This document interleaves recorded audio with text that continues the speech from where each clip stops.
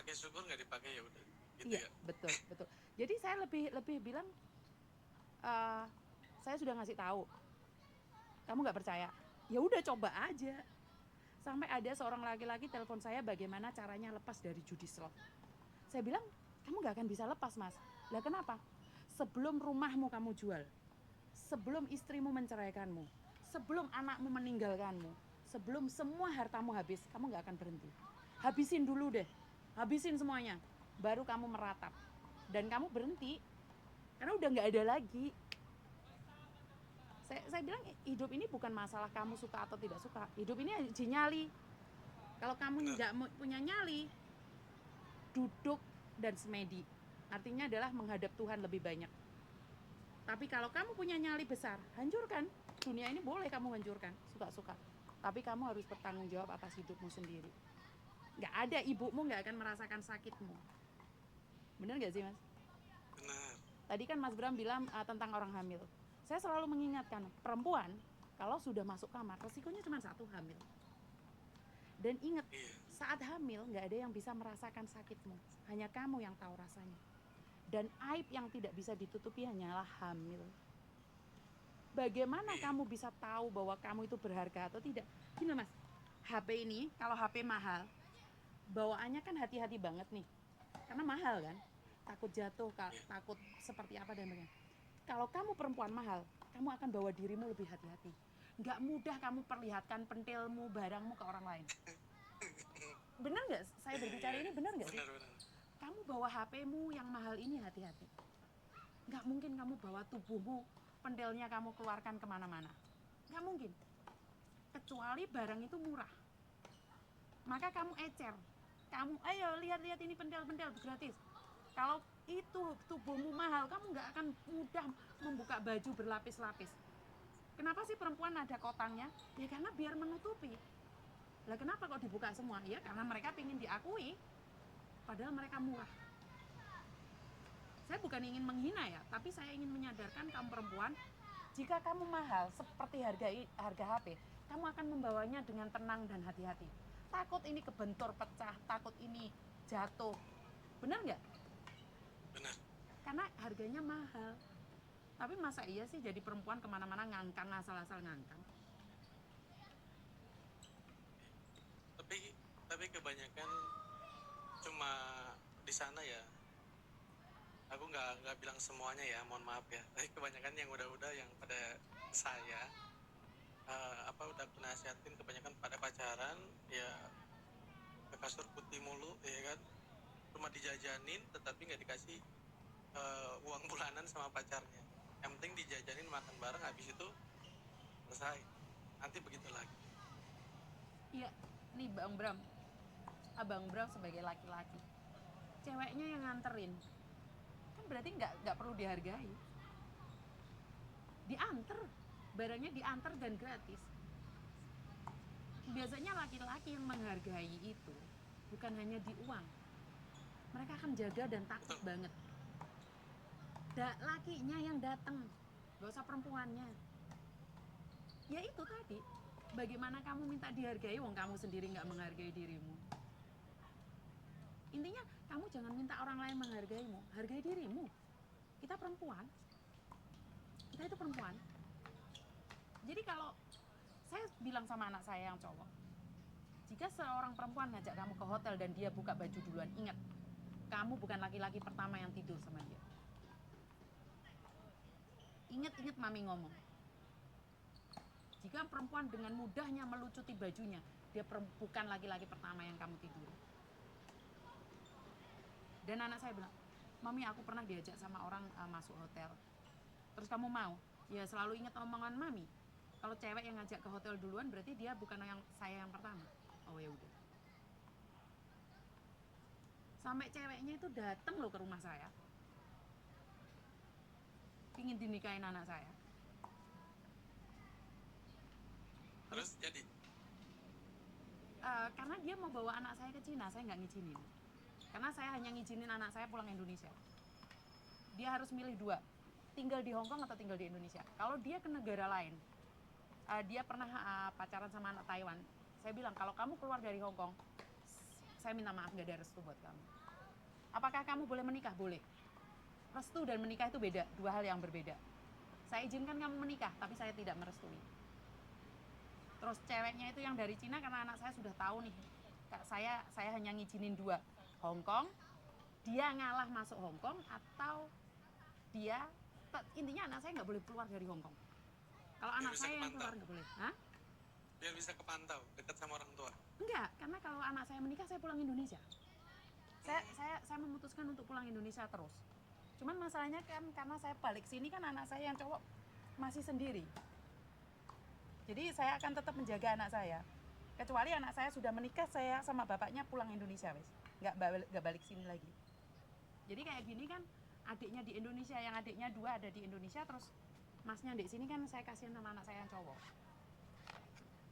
Jadi kalau ada apa-apa kan dia sendiri. Ya ada sih mbak yang jaga, cuman kan mbak kan nggak bisa ngomong banyak dong, kan nggak tahu seperti apa dan bagaimana. Jadi saya kadang ada di Hong Kong, kadang ada di Jakarta, kadang ada di Jawa. Jadi karena anak saya kan terpisah 3 tempat nih. Jadi satu di sini, satu di Jakarta, satu di Jawa. Yang di Jauh Jawa mana? di Jember. Oh, Jember. Yang di Mampir lah nanti pengen ke tempat saya. Siap. Yang di Jember sama papanya, suami saya tinggal di Jember. Yang cewek sama bobonya ada di Jakarta kuliah. Jadi kita itu dibagi 3 nih. Satu di Jember, satu di Jakarta, satu di Hong Kong. Makanya kalau anak saya nikah dengan orang luar selain Hong Kong, istrinya harus masuk Hong Kong atau dia masuk Indonesia, karena saya inginkan anak saya itu balik Indonesia. Saya pingin anak saya itu balik Indonesia. Saya nggak kepingin anak saya tinggal di Hong Kong selamanya. Hong Kong keras. Iya. Hong Kong keras dan kejam banget. Untungnya kan suami saya dulu waktu pembagian rumah itu dapat rumah, Mas. Kalau enggak, wah sengsara kita. Uang itu buat kos saja satu bulannya itu Mahal ya? 30 juta. Jadi saya masih beruntung karena saya tidak perlu memikirkan bulanan rumah. Tapi kan anak saya kan ada boarding house tuh, yang harganya juga sama 30 juta per bulannya, yang nampung anak-anak itu kan 30 juta per bulannya. Sama aja, karena saya ngambil satu rumah di Mongkok sana. Panas tapi Oh, dingin. Mongkok. Iya, di daerah Mongkok. Jadi teman-teman saya kalau yang Dekat dari stasiun deket Mongkok. pasar Mongkok deket. Jadi kalau teman-teman saya butuh, karena ada 2 kamar ya, dua kamar itu, teman-teman saya kalau dari Indonesia kan kalau mau main ke Hong Kong, kalau nggak kepingin di hotel boleh tinggal di rumah saya gratis. Cuman ya apa adanya ya, nggak ada apa-apanya sih. Cuman ada kamar aja. Mas Bram kesini boleh gratis. Benar. Bener, boleh gratis. PP-nya berapa itu? PP-nya berapa? PP itu apa? Pulang pergi. Tergantung Mas, Tiketnya, kemarin saya berdua sama suami saya pulang pergi itu cuma 7 juta. Garuda lagi. Garuda Pulang lagi. pergi 7 juta. Garuda.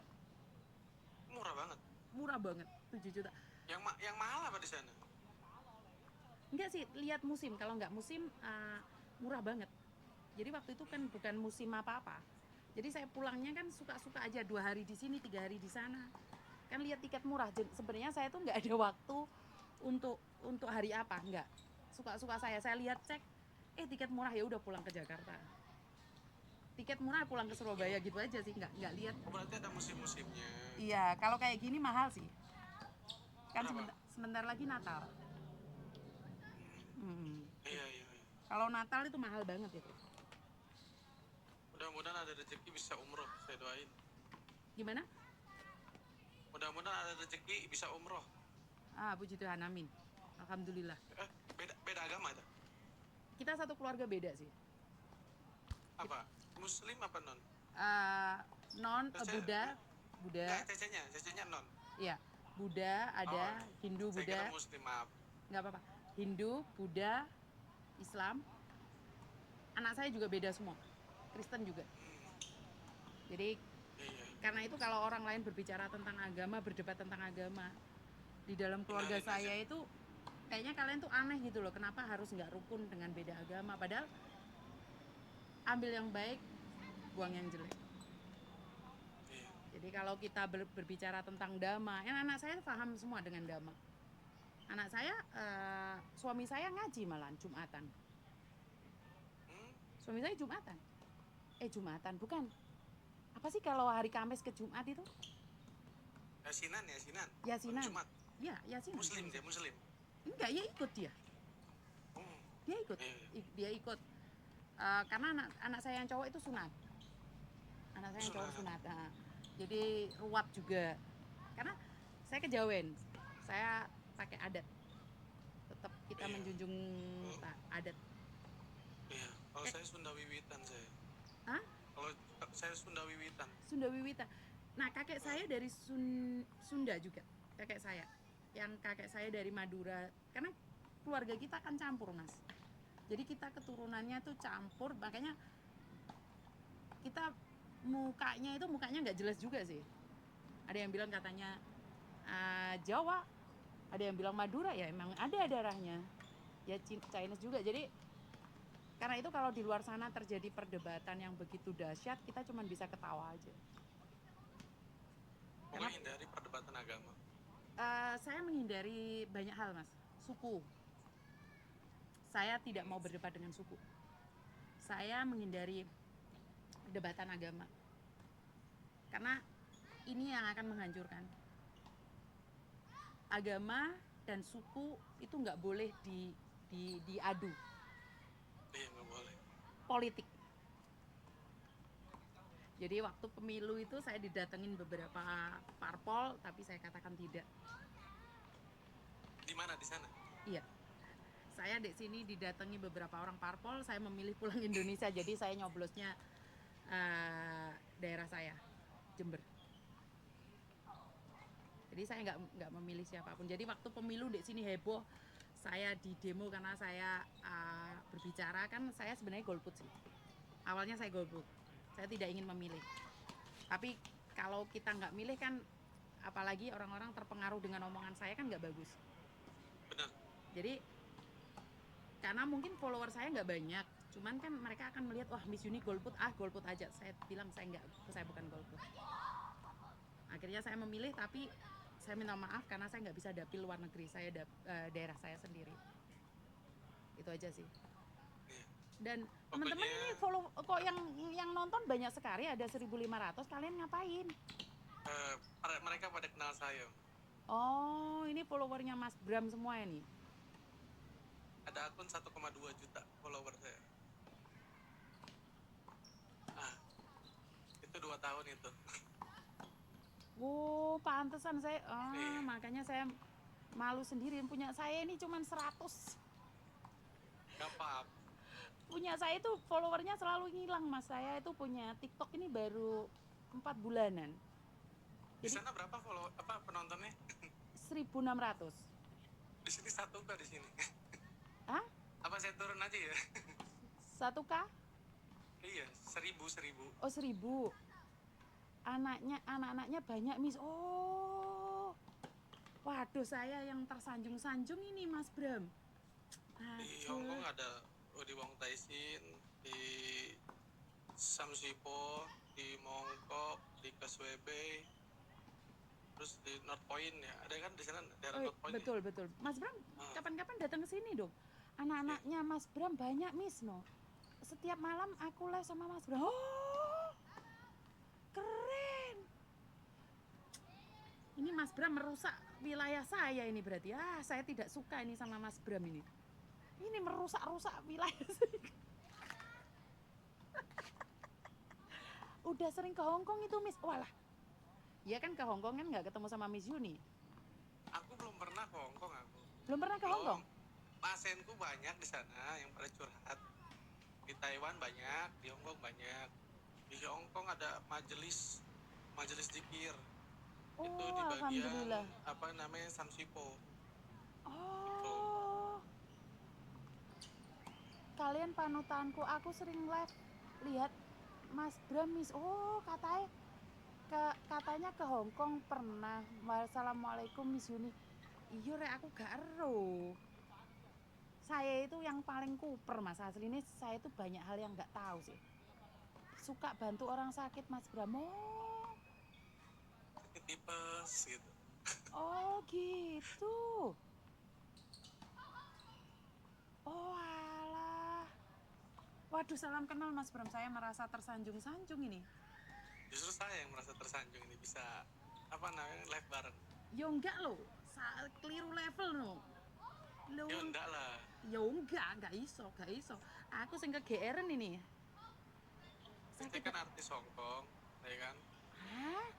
Siapa yang melabeli saya artis? Nanti saya dicabut lagi dari keartisan. Kan apa YouTuber juga ya kan? Hah? YouTuber cuman followernya sedikit aja. Banyak. Enggak. Mudah-mudahan bisa berjuta-juta. Karena saya nggak ngarepin follower sih mas. Saya lebih memilih untuk edukasinya nyampe aja.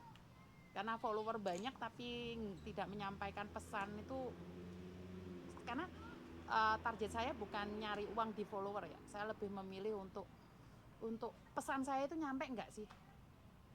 Kenapa sih saya di YouTube saya, di Facebook saya nggak pernah klaim itu?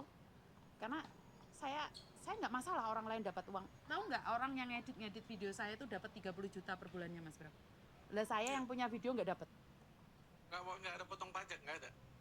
Nggak ngerti mereka, saya nggak tahu. Cuman mereka datang ke tempat saya, mereka bilang terima kasih, ngasih tahu hasilnya gara-gara ngedit video saya.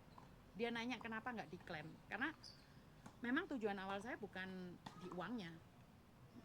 Apa yang saya sampaikan nyampe nggak ke masyarakat, itu yang saya rasakan itu sukses. Karena sukses itu nyampe nggak pesan saya, itu yang paling penting adalah orang nggak ketipu, itu aja sih menurut pendapat saya. Jadi berbagi ilmu, berbagi informasi itu lebih penting, karena kalau pencapaian target terbaik itu adalah saat orang lain sudah nggak ketipu. Jadi kayak Yeni itu dapat 10 juta, Azura dapat 20 juta, itu saya yang heran, yang saya punya video nggak dapat segitu kok. Saya nggak dapat. Dia aktif di Facebook, aktif. Aktif, tapi saya nggak dapat seperti mereka. Karena saya kan videonya uculan, saya kan nggak bisa ngedit mas. Jadi video saya ya wes ngene drodor gini aja. Lah mereka ngeditnya pinter-pinter loh mas. Sepotong itu viewernya banyak. MM-an. Lah saya sendiri cuma 1000. Biasanya kita bisa negur dia dengan label gini, boleh upload video tapi